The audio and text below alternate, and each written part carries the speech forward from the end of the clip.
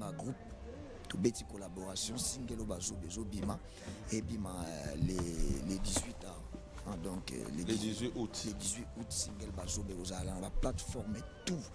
Il y a téléchargement ndenge na osenga na batutu ndenge ba pesa nga chance ya ko yoka ngai ba pesa pe penza ba jeune wana chance. C'est vraiment très important pour nga na sali bango confiance bazali ba moni na yemba na gezma weta yebani déjà yebana déjà ndenga yemba ka ndenga sala makamune bien yebana déjà bango sko baza bato ba yemba na nute ba yemba nulle part nan boyoka bango te bazoya donc na osengela bango penza ba chance mingi bo pesa bango chance boyoka bango na sali bango confiance. Mais est-ce que quand tu dis yo sel bango confiance, est-ce que yo mo repose pesa bango chance ya repercer obima, c'est ça le problème, on le voit pas, on le connaît pas kasi boyeba bango na koyemba ti ngatango na yaka na mokili ba découvrir nga na koyemba makambo na sala kanano. Voilà, pour Kalanzari, tout le monde a moins pembe qui a zongi aleka pas mona monake. Mais fagina yimba. Ndele wana ya maison mère. Voilà. Il fallait na yimba nan pour babaya ko yebake yimba kaboya sala kaboye a raisonna kaboye. Donc yango moni ngana pesi bango chance ba yembi batu bo pesa bango pe chance ya koyoka bango bo prêter bango oreille wala pour passer makamu na bango eza makamu etalinga te. OK, donc etali bango pour mone moto za na ba polémique ba guerre makambo ebele be ba fana bato donc eza makambo ba fana bato o te ba o nde alante ba songolo kingani te eza ba jeune ba vierge ba na promena mutu te na mokili ba s'accrocher juste kananga nanga. Voilà, parce que cette histoire nous a ramené ici, mais après on est en train de... The Bosch 2-in-1 quickly...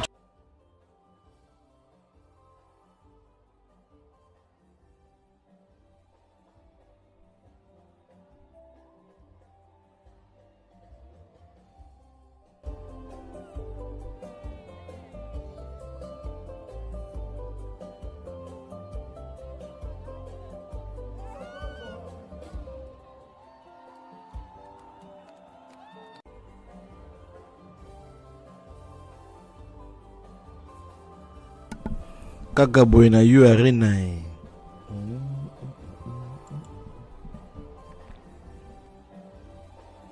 Quelques extraits à concert, il y a Monstre. Ouais, na mona qui image via bini kitoko ala type bien vraiment. Ndenga prometa ki batu ka olata kitoko. Il y a prometa ki aye pour na plainte. C'est logique aussi.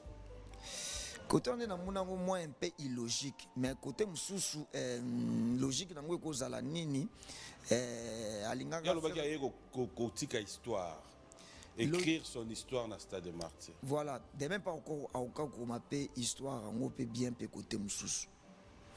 Mais côté mususu na yo fan en tant qu'artiste na yo ko analyser si quelqu'un a encouragé, a félicité par rapport à quoi mon histoire lingo transmettre un message to lakisa batala na to lakisa yebi il faut pour na côté morobo rose apena histoire et apena histoire morobo net Stade de Martyrs talaka banda Stade de Martyrs ezala na histoire na ngoti les loti ya ego beta donc il fallait quand même pour sura ya gitam suna fikine to na ba chaque club tamsu bat balinga ba attention te na makana savoir faire na ya ngwa ponaki et Stade des Martyrs on est le gros allié historique à la savoir faire à promettre on a parlé avec lui ce matin à promettre vous allez l'inviter dimanche prochain dans plateau Oyo parce qu'on a besoin de poser question moko mais on répondre au dimanche yo au tali caméra au poser question vous allez au ticket lié question il dimanche tango oya na zone c'est lié image na yo na mutuna Oyo tuni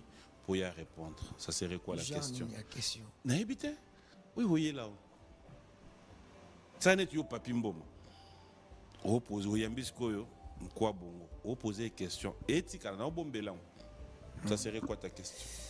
Au moins via Ramaele mingia. Question na yo. Na tout nyo te soit da Maele ou pas. Na lobiye wana. Papa, ngana sala ke mission na bino 130 minutes. Ça fait 10 ans au Kende. D'abord, bon dimanche. Venangai Mokwa Bongo Félix Oazé quoi. Question est simple. Beats na musique à Congo et Zanini. Merci. On va regarder, fidèles téléspectateurs, les savoir-faire de Félix Oazekwa. Ça sera juste un extrait, on regarde et on va revenir pour la suite. Ne vous en faites pas, il y a tellement à boire et à manger avec l'invité. Jusque-là, tu es non, tu es bit. Ah. Ah ouais, tu es bilo ça. Ok. On va regarder, on se retrouve tout à l'heure.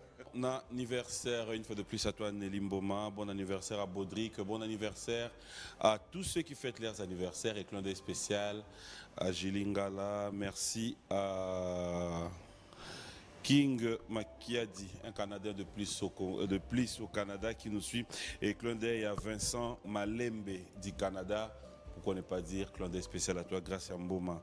Depuis Toronto, nous te disons merci.